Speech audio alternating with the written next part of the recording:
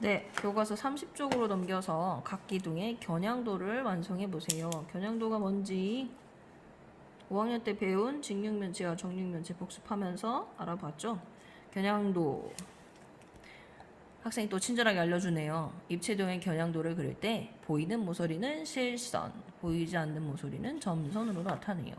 그래서 그려보면 어떻게 될까요? 그려보세요. 선생님도 자가 있으면 있어요.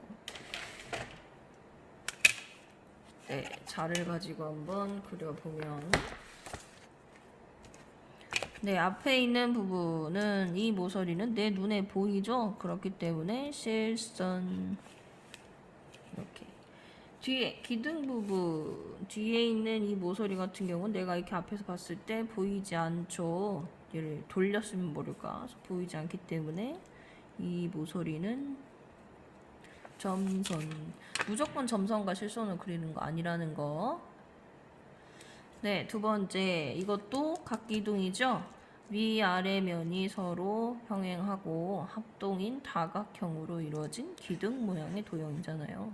그래서 겉으로 봤을 때 이런 모양인데 모양을 잘 알 수 있게 우리가 안 보이는 부분도 포함을 시켜서 겨냥도로 그려보면 내가 앞에서 보이는 부분은 이렇게 눈으로 보이죠? 그래서 실선. 이 안쪽에 있는 부분은 내가 투시가 가능하지 않는 이상 안 보이죠? 그래서 안 보이는 부분이니까 모서리 안 보이는 부분들은 점선으로 그리는 거죠. 여기 앞에 부분은 보이니까 실선. 안 보이는 부분은 이제 뭘로 그려야 돼요? 점선으로 그리시면 됩니다.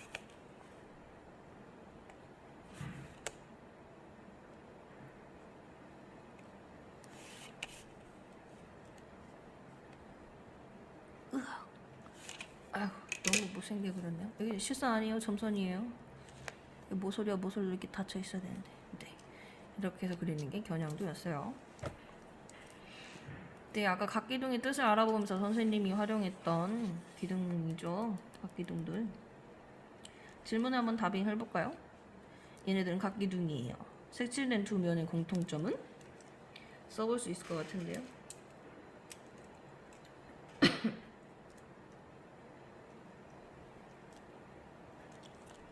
서로 뭐합니까? 평행한 두 면이었잖아요. 평행하다. 또 하나, 여기 힌트가 있네요. 서로 뭐하다? 합동이다. 모양과 크기가 같아서 포개지는 다각형이죠. 합동이다. 특징 쓸 수 있겠네요. 그 다음에 색칠된 두 면은 즉 윗면과 아랫면 얘네들은 나머지 면들 색칠하지 않은 이 나머지 면들과 어떻게 만나냐라고 물어봤어요. 어떻게 만나냐.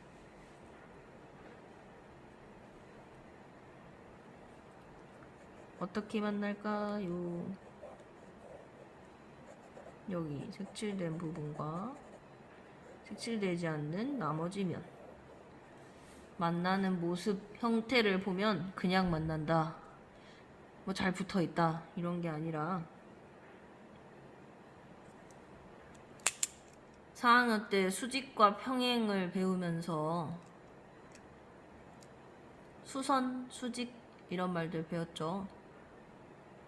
그걸 떠올려서 얘네 상태를 보면 색칠된 두 면은 나머지 옆에 있는, 즉 옆에 둘러싸고 있는 이 면들과 만나는 각도를 보니까 어떻게 만나느냐? 이렇게 실제로 잘라보면 좋을 텐데 이렇게 접히는 부분과 접히지 않는 부분, 접히는 부분 이렇게 보니까 서로 90도로 만나는 걸 알 수 있어요. 그래서 얘는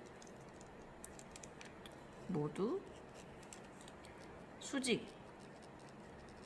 만난다. 이렇게 할 수 있죠. 그래서 이런 특징들을 바탕으로 이름을 붙여볼 거예요. 각기둥에서 각각의 꼭지점에다가 기호를 쓰고 봤을 때 윗면, 즉 면, 기역, 니은, 디귿과 면, 리을, 미음, 비읍은 서로 어땠어요? 평행하고 합동이었죠. 이렇게 서로 평행하고 합동인 두 면을 뭐라고 부르기로 약속하냐면 밑면이라고 부르기로 약속합니다. 선생님 밑에 있지 않는데요? 상관없이 이 두 개를 밑면이라고 부르는 거예요. 이 두 밑면에 만나는 나머지 옆에 있는 면들은 다 어떻게 만나더라? 수직 90도 상태로 만나더라. 수직으로 만납니다. 라고 정리해 볼 수 있습니다. 그래서 이렇게 두 밑면과 수직으로 만나는 이 면들, 이 나머지 면들을 뭐라고 부르기로 약속하냐면, 나머지 면 하면 너무 그렇잖아요. 옆면이라고 약속합니다. 그래서 각기둥에는 서로 평행하고 합동인 두 밑면과 그 밑면과 수직으로 만나는 옆면이 있습니다. 이때 각기둥의 옆면들을 다 보면 공통된 특징이 있어요. 한번 볼까요? 교과서 30쪽 각기둥 3개를 보면 두 밑면이 있죠. 두 밑면과 만나는 옆면의 모양을 보세요. 다 어떤 모양인지. 어떤 도형이에요?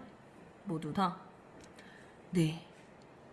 직사각형인 걸 알 수 있죠. 직사각형. 직사각형. 얘도 직사각형, 얘도 직사각형, 얘도 직사각형. 직사각형, 직사각형. 그래서 각기둥의 옆면은 모두 어떤 모양이더라? 직사각형 모양입니다. 직사각형. 신기하죠? 이걸 알고 31쪽에 6번 각기둥에서 두 밑면과 만나는 면, 바로 누굴 얘기하는 거예요? 옆면을 얘기하는 거죠. 먼저 밑면을 배웠으니까 밑면을 찾아서 색칠해보면, 네, 보통 위아래, 위아래. 얘는 어디로 밑면을 보면 될까요? 눕혀놨으니까 이렇게 볼 수 있겠죠. 물론 얘도 눕혀놓으면, 즉 얘를 오른쪽으로 눕혀놔서 이렇게 만들어버리면 밑면은 더 넓은 이 직사각형면이 될 수도 있겠죠. 네, 이렇게 밑면을 찾아서 색칠해 봤고요. 각기둥에서 두 밑면과 만나는 면, 옆면은 각각 몇 개인가요? 가부터 세어볼까요? 몇 개입니까? 3개. 얘는 4개. 다는 5개. 선생님 이렇게 그림도 안 보고 그냥 바로 어떻게 빨리빨리 찾았을까요? 네, 힌트는 면과 면이 만나는 모서리의 개수를 세어보면 편하기 때문이에요. 옆면은 다 밑면의 모서리와 만나잖아요. 수직으로 만나서. 그래서 밑면의 모서리가 3개. 만나는 면도 이 모서리랑 이 모서리랑 다 만나야 되니까 3개. 나 같은 경우도 밑면의 이 부분 다 만나야 되니까 모서리의 개수와 똑같죠. 다 같은 경우도 이게 지금 무슨 다각형입니까? 선분이 하나, 둘, 셋, 넷, 다섯. 오각형이죠?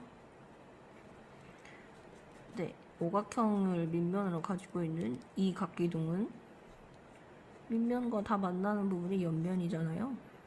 모서리가 5개니까 만나는 옆면도 5개가 되는 거죠. 그래서 만나는 면을 쉽게 찾는 방법은 두 밑면이 모서리가 몇 개인지 세어보면 편하다라는 거죠. 네, 마지막 31쪽 7번 보겠습니다. 각기둥의 밑면과 옆면을 모두 찾아 써봅시다라고 있어요. 밑면이라는 건 서로 평행하고 합동인 다각형으로 되어 있는 부분이죠. 윗면, 아랫면 부르지 않고 밑면으로 부른다라는 것. 그런 걸 보면은 이 두 면이 밑면이 되지요. 윗면 아랫면이 아니라 밑면은 그냥 기본이 되는 면이란 뜻으로 여러분들이 생각하면 돼요. 밑에 있으니까 밑면이지 그런 게 아니라 기본이 되는 면이다.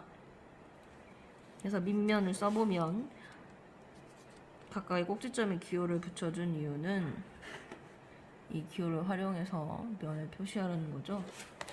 그래서 면이기 때문에 면 두고 시작점을 하나 잡고 시계 방향이나 반시계 방향으로 돌아도 돼요. 그럼 기역을 시작점으로 잡고 면, 기역, 니은, 디귿, 리을이다. 또 하나는 미음을 시작점으로 잡고 미음, 비읍, 지읒, 이응이다. 이렇게 나타낼 수 있겠습니다. 옆면. 옆면의 개수는 몇 개일까요? 그쵸? 밑면의 모서리 개수를 보면 된다고 했죠? 하나, 둘, 셋, 넷.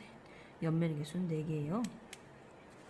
네, 옆면을 보면은 옆면 4개를 써야겠네요. 그쵸? 그래서 4개를 차례대로 한번 써보겠습니다.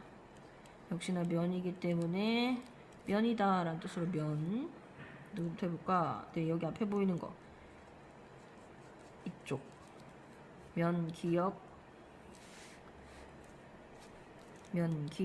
니은, 비읍, 미음. 순서대로 이동하면서 쓰는 거예요. 이번에는 이쪽 면 디귿을 순서로 해서 디귿, 시옷, 이읒, 리을. 어느 점에서 시작해서 도느냐는 여러분 마음이에요. 그래서 이 순서, 기호 순서는 선생님하고 당연히 다를 수 있죠. 그 다음에 이제 벌써 3개째 씁니다. 여기 앞에 있는 부분 면, 니은, 비읍, 시옷, 디귿. 니은, 비읍, 시옷, 디귿. 4개라고 했죠. 면, 옆면. 하나 더 어디 있느냐? 안 본 부분이 저기 뒤에 있는 부분. 기역, 미음, 이응, 리을. 그래서 면, 기역, 미음, 이응, 리을. 이렇게 밑면과 옆면을 찾아보았습니다. 수학 익힘책으로 배운 내용을 잠깐 복습해 볼까요? 활동 1번은 여러분이 스스로 한번 해보고요. 활동 2번은 선생님이랑 같이 해볼까요? 서로 평행한 두 면을 찾아 색칠해 보세요. 평행하다.